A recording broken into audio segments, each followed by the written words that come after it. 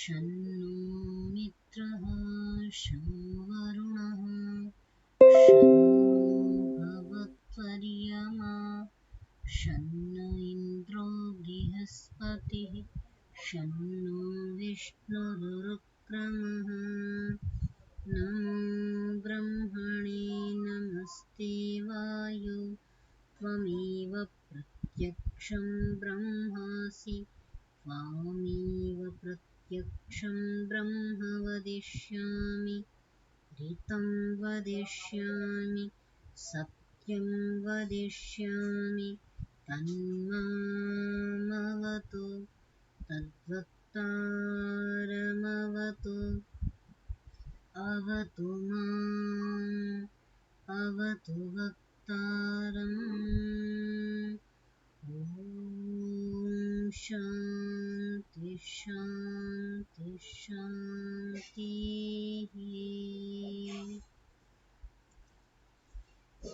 सर्वेभ्यो नमः। नमो नमः महोदय, सर्वेभ्यो नमो नमः।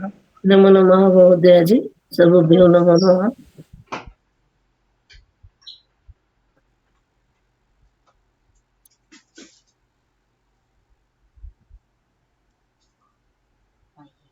आज का सत्र आरंभ कर लें। उच्चारण यदि करने की इच्छुक हैं तो उच्चारण कर लें।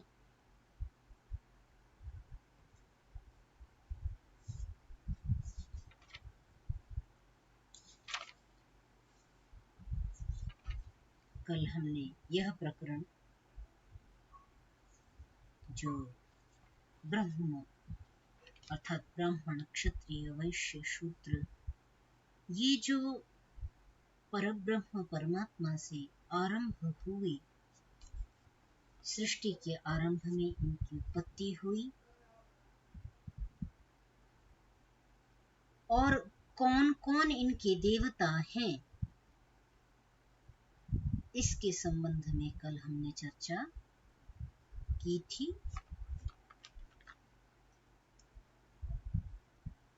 अब उसके आगे यही प्रकरण ब्रह्म क्षत्रिय क्षत्र विट्ठ वैश्य और शूद्र, इसी प्रकरण को हम आगे भी देखेंगे। स नैव व्यवभवत्, वह जो आत्मा था, जो पहले ही वर्तमान था, सृष्टि के आरंभ होने से पूर्व वो पहले ही जो विद्यमान था, वो फिर संतुष्ट नहीं हुआ। जब चारों को बना लिया, चारों के निर्माण के पश्चात भी उसके मन में संतुष्टि का भाव नहीं आया। उसने फिर सोचा और फिर ईक्षण करने के अनंतर श्रेयः रूपम अत्यसृजत, उसने क्या किया, अपने श्रेयः जो रूप है उसका पुनः एक बार उससे सृजन किया।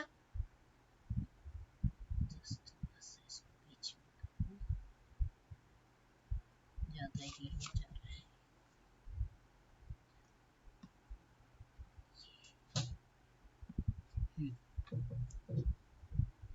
तो क्या किया कि उसने जो कल्याणकारी रूप था उसका, उस रूप का सृजन किया। वह रूप क्या है, तो कहा धर्मम तदेतत्, जो श्रेयस्कर रूप था, कल्याणकर रूप था, वो था धर्म। धर्म को उन चारों वर्णों में पिरोहित कर दिया, निबद्ध कर दिया, पिरो दिया।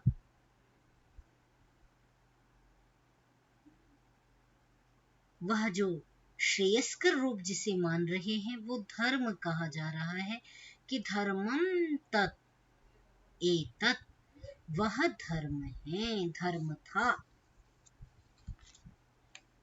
कैसा धर्म था? तो कहा कि क्षत्रस्य क्षत्रम यत् धर्मः। क्षत्र का धर्म क्या है? जिस धर्म की मैं बहुधा चर्चा करती हूँ कि वे क्षत्रियों का ये धर्म है, उसको वो पालन करना है। ब्राह्मण का ये धर्म है, वो ब्राह्मण का को पालन करना है। कहने का तात्पर्य है जो सदा सर्वदा सनातन रूप से चला आने वाला जो धर्म है, उस धर्म की यहाँ पर चर्चा की जा रही है, जो उसके कर्तव्य से अलग न हो सके। जैसे सनातन कहते ना, जो सदा सर्वदा बना रहे, वो सनातन है। तो यहाँ भी वही बात देख रहे हैं हम कि वह सृष्टि के आरंभ में 4 वर्णों की बात कर रहा है, और वहां 4 वर्णों के साथ में साथ साथ उनके धर्मों की भी बात की जा रही है।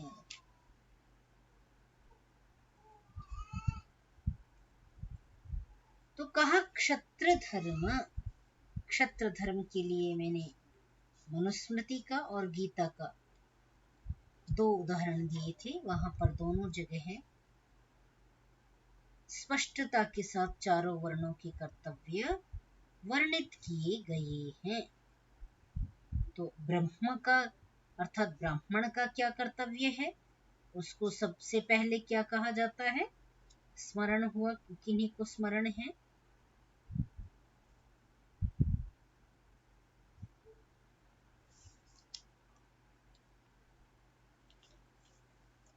यदि स्मरण हो तो बता दे, नहीं तो मैं पुनः रिपीट कर देती हूँ।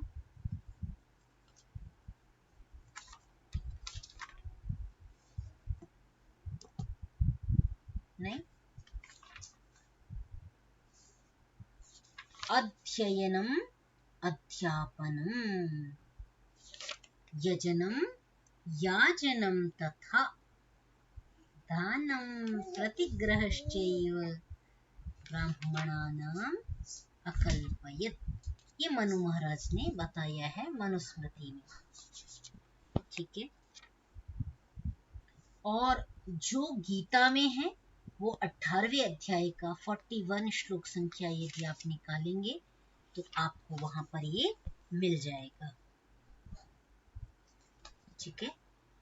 ब्रह्म का क्या धर्म है, तो वहां पर ये जो 4 श्लोक हैं आप देखेंगे, वहां पर स्पष्टता के साथ कहा जा रहा है। श्लोक संख्या 41, 42, 43, 44 ये हो गई। तो स्पष्टता से कहा ब्राह्मण क्षत्रिय विषाम शूद्राणाम च परंतप कर्माणि प्रविभक्तानि स्वभाव प्रभवैर्गुणैः। यहाँ पे कर्म कहे गए, उसे ही क्षत्र कर्म या धर्म कहा जा रहा है। आगे ये गीता में 18वें अध्याय में आप देखेंगे। तो ब्राह्मण की जो परिभाषा की, ब्राह्मण का क्या धर्म है, कहा शमो दमः तपः शौचम क्षान्तिरार्जवमेव च ज्ञान विज्ञानमास्तिक्यम् ब्रह्म कर्म स्वभावजम्। ठीक है।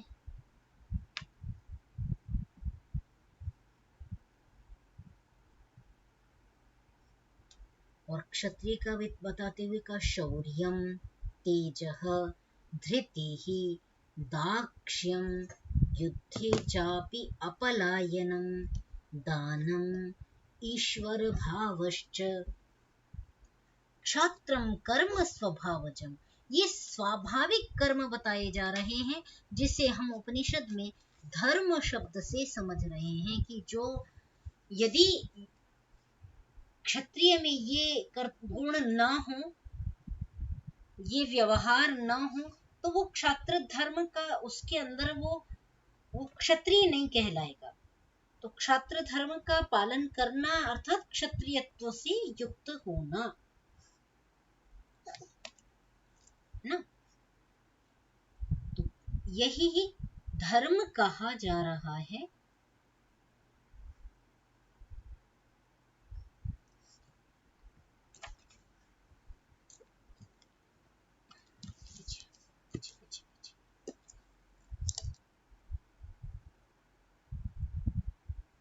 हाँ, तो इसको ही धर्म कह रहे हैं।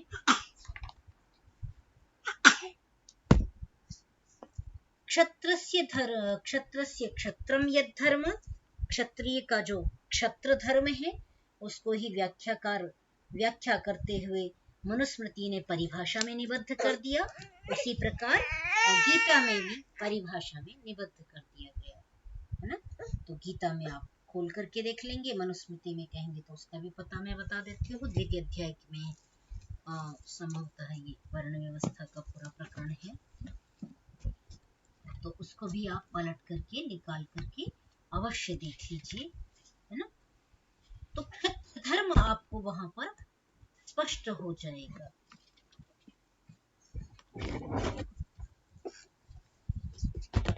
प्रथम अध्याय में भी आया है, जहां धर्मोत्पत्ति विषय मनुस्मृति में आ रहा है।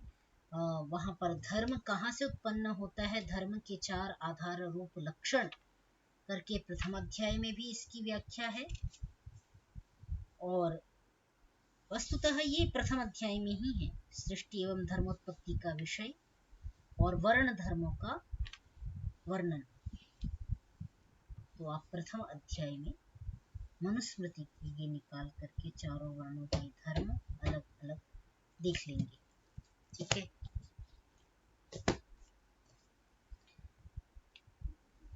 तस्मात् धर्मात् परम नास्ति, और जो क्षत्रिय का धर्म कहा गया है उस धर्म से बढ़कर के, उस धर्म से परे कोई धर्म नहीं है।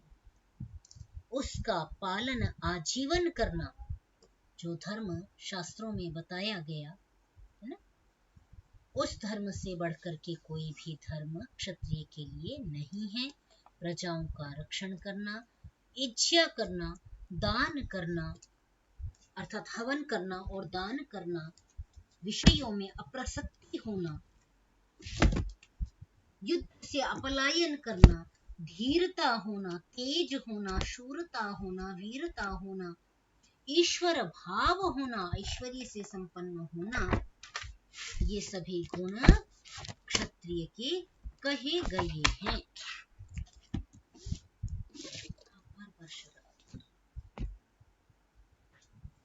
ठीक है, तो आगे देखें, कह रहे वो जो क्षत्रिय धर्म है यदि उसका पालन कर लेता है ना, अथ अबलियान बलियान सम आशंसते, जो कम बलवान है, जो निर्बल है, जिसके पास सेना बल कम है, यदि दुर्योधन के पास 11 अक्षौहिणी सेना है और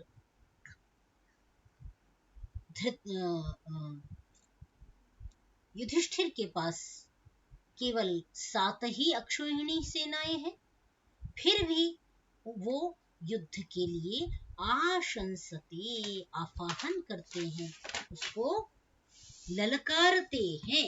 तो कहा कि जो निर्बल है, कम बल वाला है, अबलीय है, बलाबल में उसका बल कम नापा जा रहा है, वह भी बल वाले को धर्म के आधार पर कि मैं धर्मात्मा हूं, मैं सत्य के पक्ष में खड़ा हूं, वह बल वाले को भी समाशंसते, उसको युद्ध के लिए ललकारता है। धर्मेण यथा राज्या एवं यो वै स धर्मः सत्यम वै तत्।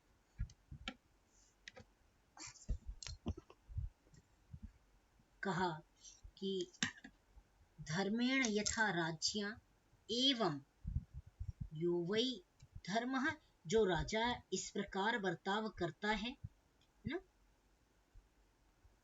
धर्म के द्वारा वश में करता है, इस प्रकार का आचरण करता है अर्थात धर्माचरण करता है।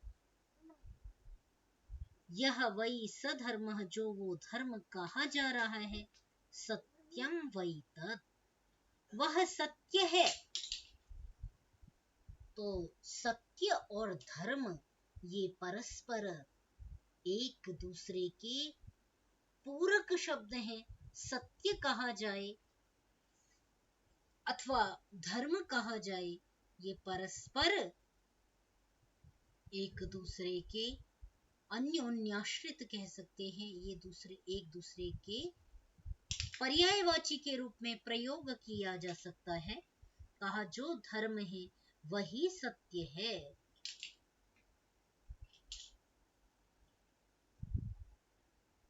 ठीक है, यह वही स धर्म सत्यम तत्, वो सत्य ही है। तस्मात् सत्यम वदंतम आहुः, इसीलिए सत्य बोलते हुए को कहते हैं धर्मम वदति, अरे ये तो धर्म कह रहा है। सत्य भाषण, सत्य व्यवहार, सनातन जो सत्य है, जो सर्वदा सत्य है, जैसा यथा निर्दिष्ट वचन का व्यवहार कर रहा है, शास्त्रोक्त वचन का वैसा ही आचरण कर रहा है, तो वो धर्म का पालन कर रहा है, सत्याचरण कर रहा है। सत्याचरण और धर्माचरण इस प्रकार परस्पर एक दूसरे के लिए प्रयुक्त शब्द हो गई। तो इस प्रकार सत्य बोलते हुए को कहते हैं कि धर्मम वदति, धर्मम व वदंतम सत्यम वदति इति। धर्म बोलते हुए को कहते हैं ये तो सत्य भाषण कर रहा है। इति एतद ही एव एतद उभयम भवति, ये इस प्रकार ये दोनों ही सत्य और धर्म परस्पर ये दोनों एक दूसरे के पूरक शब्द हैं। ठीक है,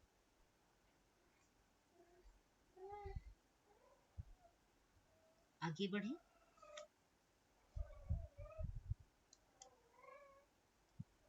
तदेतत् जी ब्रह्म क्षत्रम वेद शूद्रः तद अग्निना एव देवेषु ब्रह्म अभवत्। अब कह रहे हैं ये जो चार वर्ण उत्पन्न किए हैं, सर्वत्र देखिए शूद्र को साथ साथ गिन रहे हैं। अब कोई यहाँ पर पाखंड फैलाए कि शूद्र तो नीचे हो गया, पतित हो गया, दलित हो गया, अछूत हो गया, शोर नहीं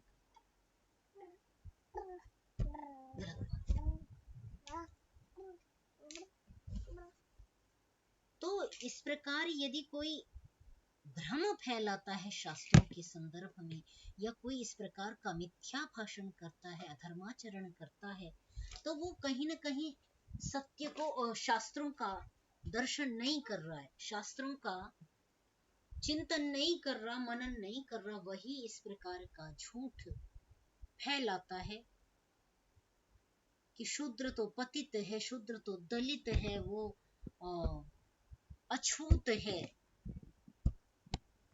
तो इस प्रकार का आचरण केवल वही कर रहे हैं जो शास्त्र के विषय में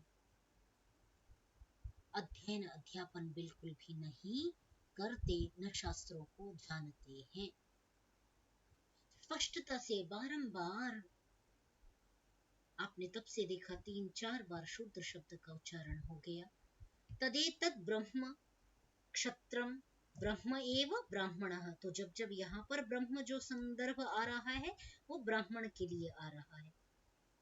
यहाँ पर ब्रह्म से तात्पर्य वो ब्रह्म परमात्मा नहीं है, अपितु ब्राह्मण है। तो वह यह जो ब्रह्म क्षत्र विट शूद्र हैं, वो अग्नि से ही उत्पन्न हुए हैं।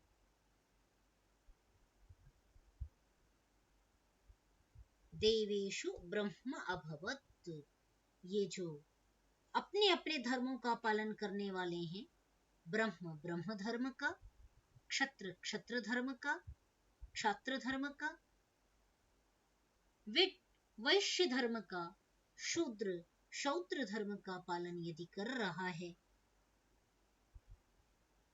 तो वे सभी अपने अपने कर्तव्य के पालन करने वाले हैं। कहा कि जो अपने अपने धर्म का पालन करने वाले हैं वो ये चारों अग्नि रूप जो परमात्मा है, देव है, उससे उत्पन्न हुए हैं। अग्निना देवेषु ब्रह्मा अभवत्। और ये दोनों ही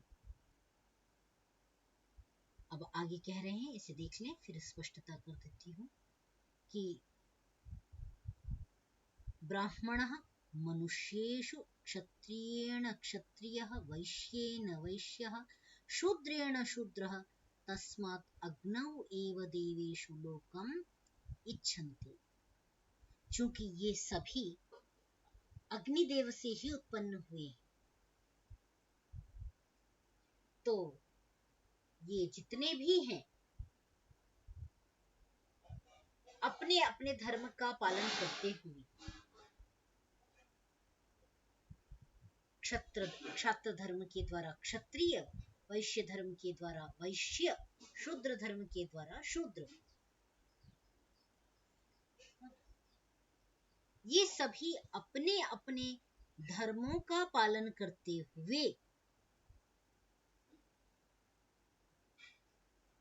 तस्मात् अग्नौ एव देवेषु लोकम इच्छन्ते, उस अग्नि देव से ही लोकों की चाहना करते हैं, अर्थात आधार की कामना करते हैं। लोकम माने लोक, तो लोक कैसा, जो आधारभूत आधार स्तंभ है इन सब का, तो जिससे ये उत्पन्न हुए। चूंकि अग्नि से सर्वप्रथम ब्राह्मण उत्पन्न हुआ, ब्रह्म तत्व जो था परमात्मा का, जो सबसे पवित्र, जो सृष्टि का उत्तरदायित्व पूर्ण जिसका कार्य था, जिसने समस्त प्राणियों का मार्गदर्शन करना था, वह जो ब्राह्मण है वह विशिष्ट कहलाया, क्योंकि वह परमात्मा के मुख से उत्पन्न हुआ था। तो अग्नि का साक्षात संबंध प्रथम जो ब्राह्मण के साथ हुआ देखा जाता है। तो ब्राह्मणे मनुष्येषु एताभ्याम ही रूपाभ्याम ब्रह्म अभवत्, ये मनुष्यों में जो ब्राह्मण है वो सभी मनुष्य अर्थात क्षत्रिय वैश्य शूद्र, वो ब्राह्मण में ही आधार चाहते हैं, उसमें आश्रय पाते हैं, अर्थात उसकी शरण में जाते हैं। यदि कहीं भी धर्म से च्युत होते हैं, अपने कर्तव्य से च्युत होते हैं, या पथ भ्रष्ट पथ भ्रमित होते हैं, तो वो ब्राह्मण की शरण में उपस्थित होते हैं। जैसे देवताओं में अग्नि श्रेष्ठ है, वैसे ही मनुष्यों में ब्राह्मण श्रेष्ठ है। जैसे सब देवताओं की आहुति अग्नि में दी जाती है, उसको उसका मुख माना जाता है। देवताओं का मुख अग्नि को माना जाता है, अर्थात आधार लोक अग्नि को माना जा रहा है। सभी देवताओं का आधार अग्नि बनता है, इसीलिए सब देवों में अग्नि का स्थान प्रमुख है। वैसे ही सभी वर्णों में मार्गदर्शन करने का कार्य ब्राह्मण कर रहा है, इसलिए वह उनका आधार बनता है। अथ यो हवा अस्मात् लोकाः त्वं लोकम् अदृष्ट्वा प्रैति स एनम् अविदितः न भुनक्ति। आगे कहा, जो इस रहस्य को नहीं जानता है, अथ यो हवा अस्मात् लोकात्, इस लोक से, लोक को बिना जाने ही प्रैति प्रकर्ष रूप से प्रेत होकर के चला जाता है, और इसको बिना जाने ही इस लोक में, जिस लोक में वह आया, उसके यथार्थ को बिना जाने ही भुनक्ति, भोगता है,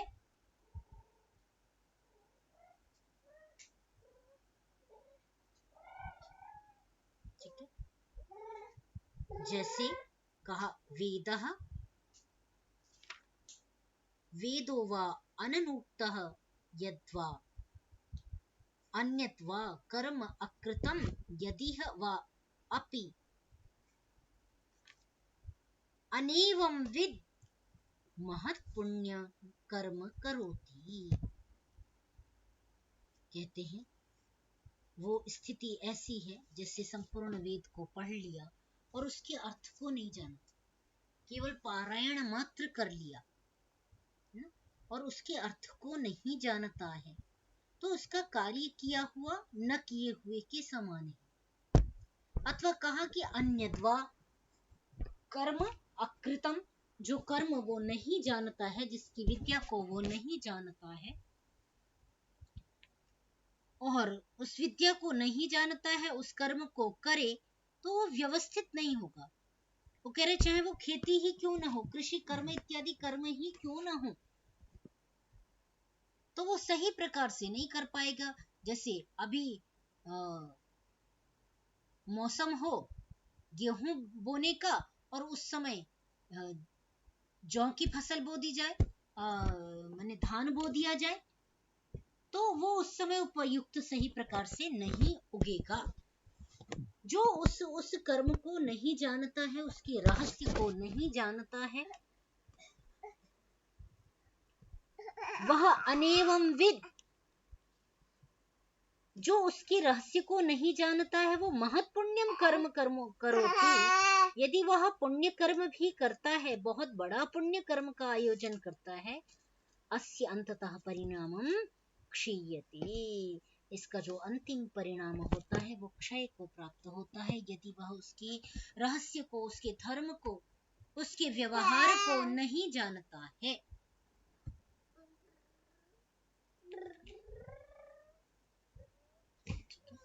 ततः अस्य अंतः क्षीयते एवं आत्मानम् एव लोकम उपासीत, इसलिए क्या करे, अपने आत्मानम लोकम, अपना जो आधारभूत लोक है उसकी उपासना करे, उसको जाने। जब इस लोक में आए तो इस लोक के यथार्थ को से अवश्य ही परिचित होने का प्रयास करे, इस लोक में क्यों आया है। मनुष्य सभी कार्यों में लगा रहता है, परंतु जिस अर्थ आया है उसको जानने का प्रयास नहीं करता।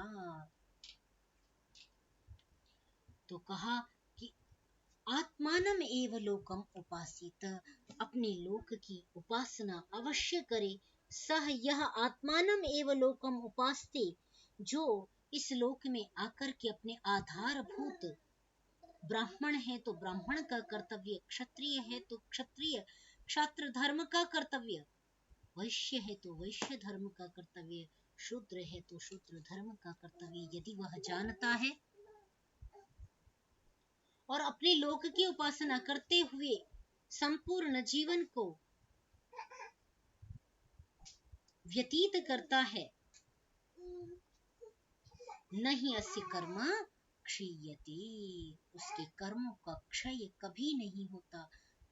इसीलिए आप देखते हैं कि गीता में भगवान श्री कृष्ण अर्जुन को, जो क्षत्रिय है, उसको भी क्षत्र धर्म से क्षात्र धर्म का पालन करते हुए मुक्ति का मार्ग दिखा रहे हैं। अर्थात अपने अपने धर्मों का पालन करते हुए मुक्ति की प्राप्ति की जा सकती है। यह श्रीमद् भगवत गीता से आप स्पष्टता से देख सकते हैं और प्रमाण रूप में जान सकते हैं। अस्मात् हि एव आत्मनः यद्यत् कामयते तत्तत् सृजते।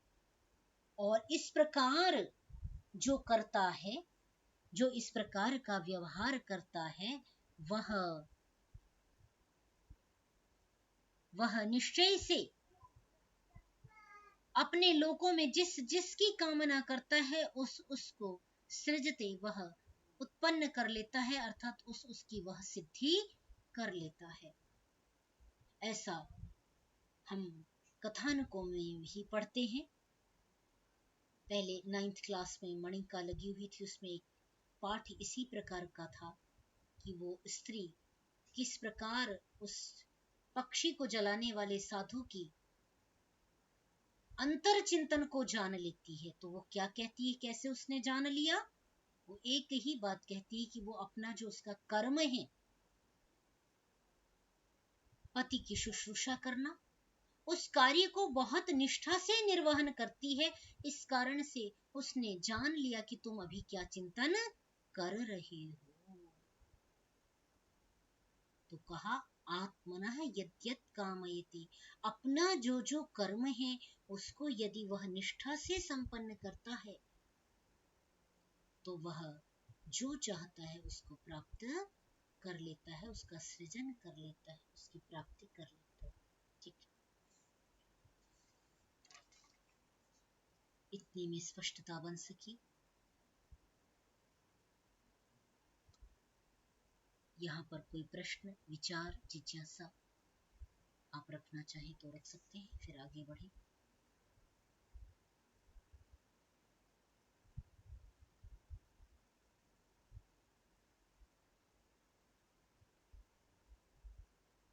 नहीं? मैम, जैसे सबका शास्त्र तो समान मान रहे हैं, किंतु फिर समाज में इतना कार्य को लेकर के ऊपर नीचे का जो सोच है कि दृष्टिकोण ही क्यों हो गया कि जो सबकी सेवा कर रहा है या उनके लिए कार्य कर रहा है तो वो नीचे है, और जिसके पास ज्ञान है और यज्ञ और आश्रम आदि में अपना अध्ययन अध्यापन करा रहे हैं वो श्रेष्ठ हैं। तो ये इस तरीके की जो सोच है जी, वो डाली गई होगी या में मनुष्य के अंदर स्वयं आई होगी। हाँ, दोनों ही बात आपने बहुत अच्छी कही। दोनों ही कारण हैं इसमें। मनुष्य ने स्वार्थवश इस कार्य को किया।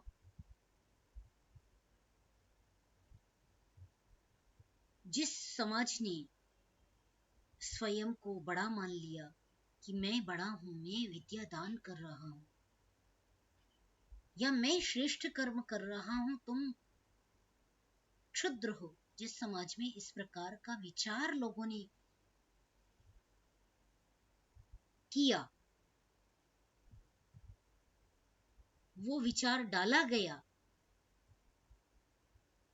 उससे समाज में विसंगति हुई। क्योंकि अर्जुन नहीं, युधिष्ठिर और जो दुर्योधन का संवाद है कि भाई दंड व्यवस्था में सबसे बड़ा दंड किसको मिलेगा? जो ज्ञानी है, जो जिम्मेदार है। तो ब्राह्मण को वो दंड की बात कर रहे हैं क्योंकि उसको ज्ञान है। तो यदि समाजपति तो हो रहा है तो कहीं ना कहीं उसमें जिम्मेदारी भी उसको बनती है कि उसका दोष है। कहीं ना कहीं हमने स्वार्थों के चलते अपनी मध्यकाल की स्थितियां कुछ ऐसी हुई जहां पठन पाठन गौण हो गया, आजीविका मुख्य हो गई। आजीविका के साधन हेतु हमने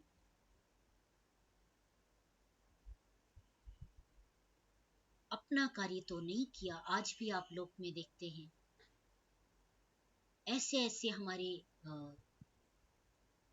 प्रवचनकार हैं, प्रवचनकर्ता हैं, जो प्रवचन कर रहे हैं, पूरे समाज का मार्गदर्शन काम कर रहे होते हैं। उनके सत्संग में लाखों की भीड़ उपस्थित होती है।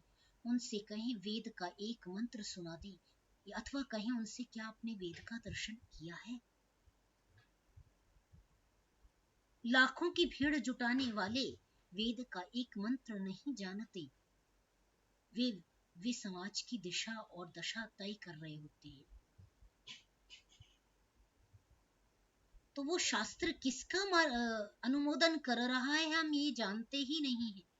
जिस दिन में ब्राह्मण यह समझने लग जाएगा, हम वर्ग ये समझने लग जाएंगे कि अन्नपूर्णा, अन्न देने वाला वह शूद्र है, जो मेरा भोजन देने वाला वह अन्नपूर्णा है, मेरा पालन करने वाला वह मेरा सेवक है, जो मुझे समय पर हर वस्तु उपलब्ध करा रहा है। जब इतना बड़ा समर्पण अपने अधीनस्थ वर्ग के प्रति आएगा, तो समाज में इस प्रकार का क्षुद्र भाव नहीं रहेगा, सामंजस्य बनेगा और सबके प्रति समान दृष्टि, समान भाव का सृजन हो सकेगा। ऐसा मेरा मानना है।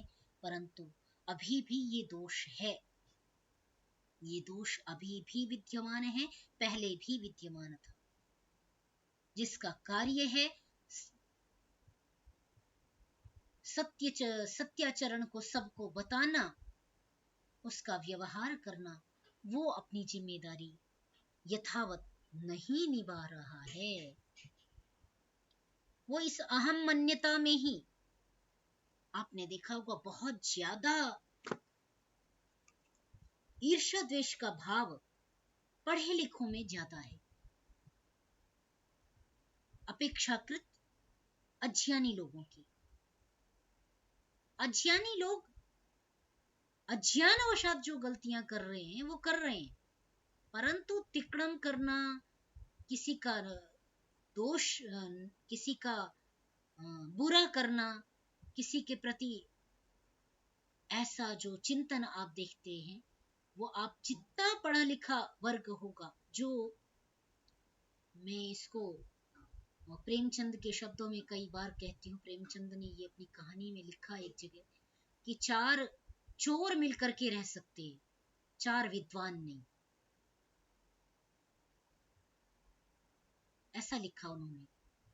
तो मैं उस बात को इस तरह कहती हूँ कि भाई विद्वानों का जो, माने आप देखेंगे जितना आपको कहते हैं ना, वो हम आप आज की भाषा में कहते हैं कि भाई संस्थानों में बहुत ज्यादा पॉलिटिक्स है, राजनीति है। तो ये सब शब्द कहाँ से आ रहे हैं, या ऐसा व्यवहार कहाँ देखा जा रहा है? जो अपने को पढ़ा लिखा सभ्य योग्य समझते हैं, उनमें ये दोष ज्यादा पाया जाता है, क्योंकि वो अपने दायित्व को, अपने धर्म को जैसा हमारे लिए कहा गया है वैसा हम पालन नहीं करते। संभवतः इसके कारण वो दोष देखा जाता है।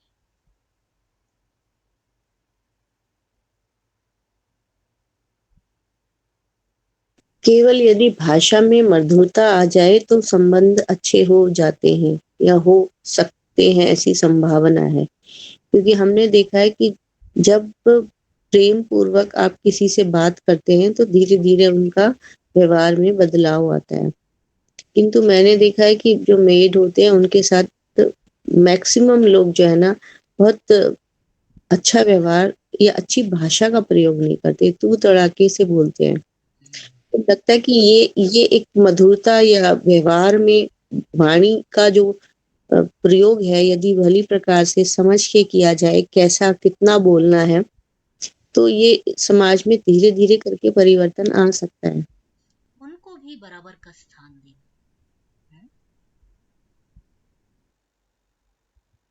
मधुरता का व्यवहार, और उनका जब पालन करता यदि आप हैं, तो आपका दायित्व है कि उनकी सुख दुख की चिंता भी हमें करना चाहिए, उनको सम्मान देना चाहिए। तो कहीं ना कहीं इसके जिम्मेदार हैं, इस पे चिंतन करें और उनके साथ अच्छा व्यवहार करें। तो जो चारों वर्णों का जो समाज है, वो उत्तम समाज की जो परिकल्पना ब्रह्म द्वारा की गई, वो उत्तम समाज का दर्शन उससे हो सकता है। ठीक है,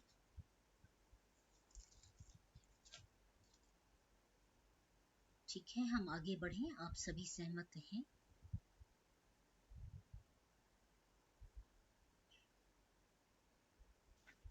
जी महोदया जी। ठीक है, आगे बढ़ रहे हैं।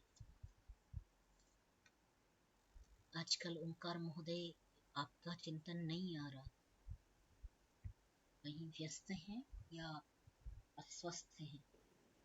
गला खराब है, आप सही पकड़ी। हाँ, मौसम का ध्यान, मौसम जो बदल रहा है उससे लोगों को दिक्कतें हो रही है, थोड़ा सा ध्यान रखिए। चलिए एक पैरा और कर लेते हैं, एक ये वाला वचन पूरा और करें तो थोड़ा सा।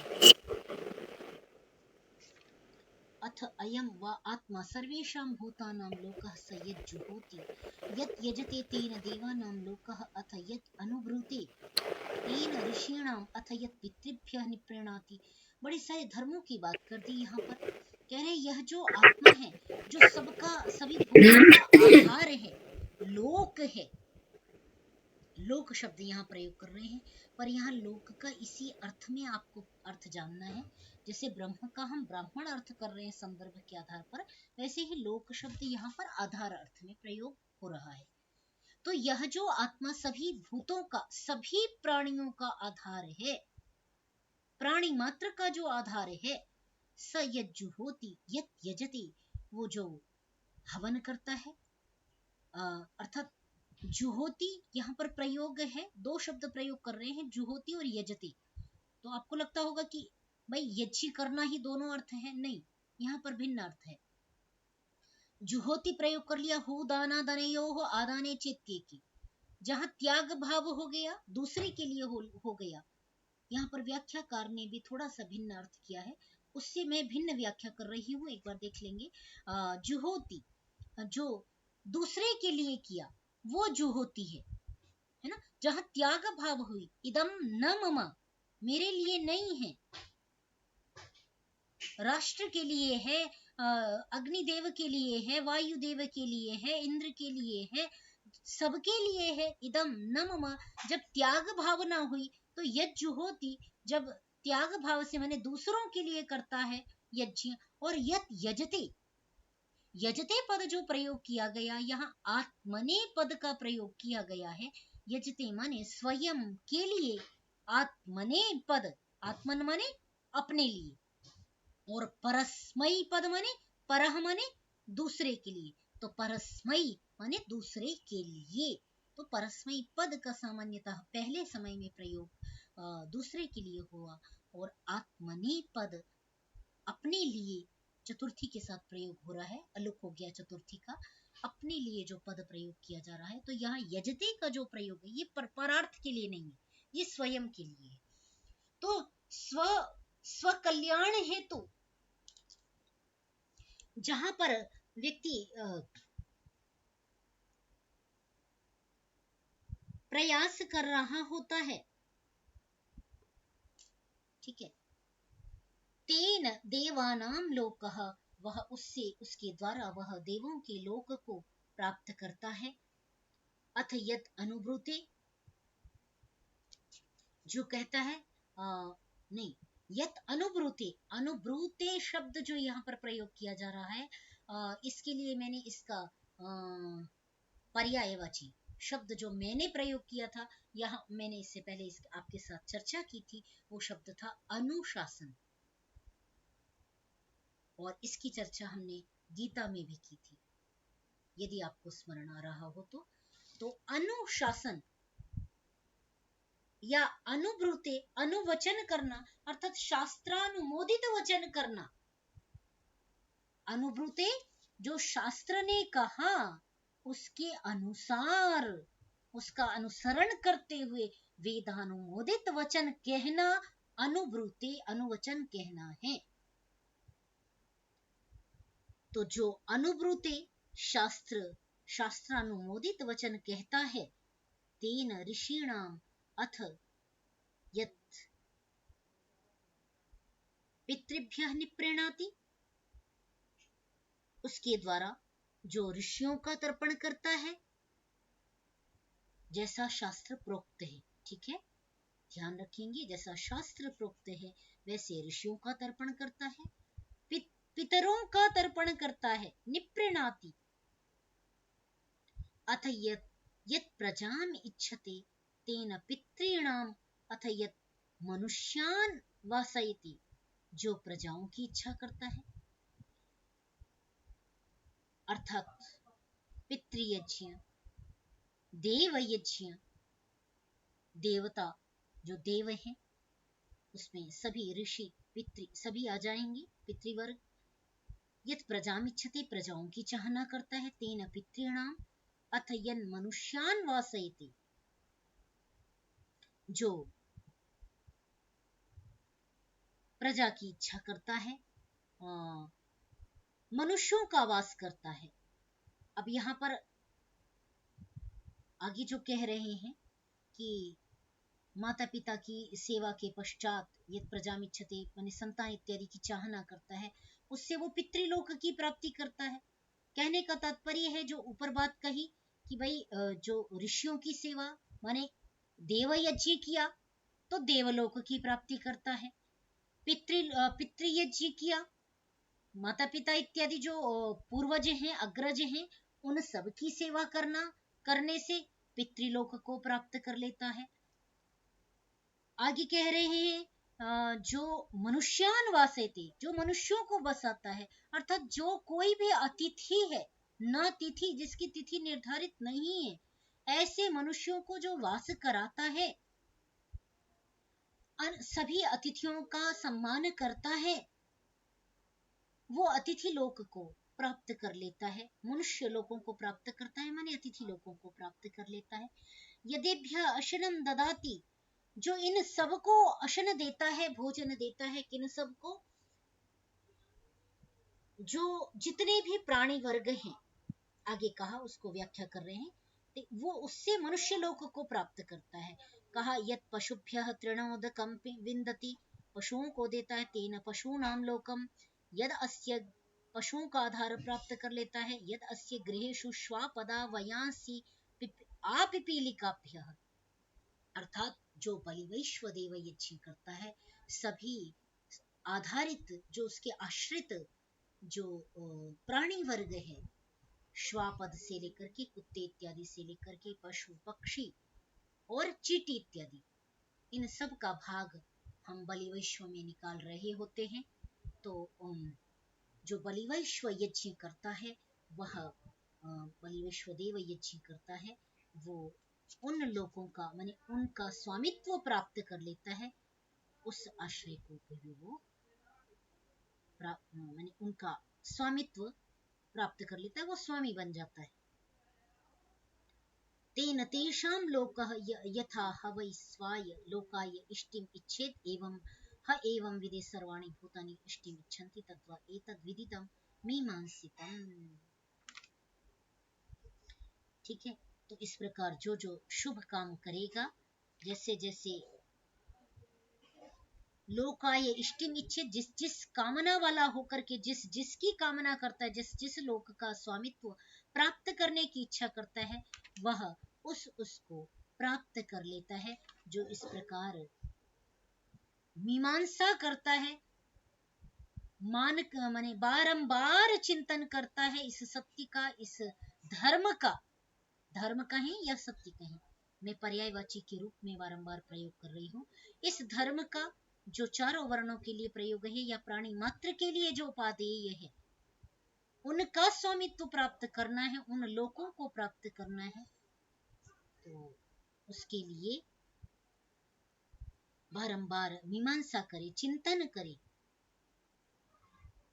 मातुमिच्छति थी मीमांसा, और पौनः पुण्येन मातुम इच्छति, बार बार उसका चिंतन जब करता है तो वो मीमांसा जब इस प्रकार की बारंबार चिंतन करता है जीवात्मा, तो उस श्लोक का रहस्य प्राप्त कर लेता है, स्वामित्व को प्राप्त कर लेता है।